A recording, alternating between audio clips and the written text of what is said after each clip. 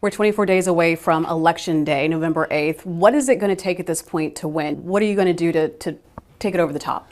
As more Texas voters begin to pay attention to this race, and they see that for whatever reason, after 8 years, Greg Abbott has been able to do nothing to fully fix the grid or reduce the cost of living in Texas. We are now paying more in taxes in Texas than the people in California are paying in taxes.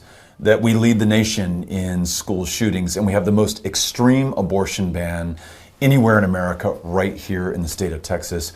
When people know that, they are going to vote for change, and they're going to vote for something better, where we bring people together, Republicans and Democrats, to do big things, world-class schools, great jobs, the ability to see a doctor, restoring the right to choose. These are things that almost all of us can agree on, and that's where we need to get back to. That's what this election allows us to do.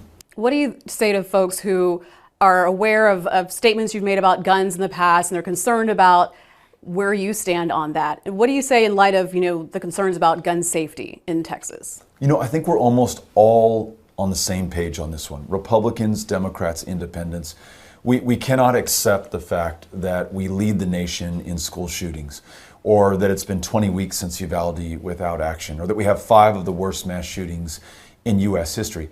We have a long, proud tradition of responsible gun ownership in Texas. I'm part of that. Grew up with firearms in the house, but grew up understanding not just how to shoot them, but the responsibility that comes with owning them. I think all we're trying to do is to get back to that tradition. So raising the age of purchase for an AR-15 to 21, having a red flag law in the books so we can intervene before it's too late next time. And then a universal background check that just means if you buy a gun in Texas, we're just going to make sure you're not going to use it against yourself or against a spouse or a child in a classroom. These are things that can bring us all together and on which we can make progress. But in order to do that, we're going to have to replace Greg Abbott and vote for change this November. Let's talk about some of the other elections and the races that you've had where you haven't been successful.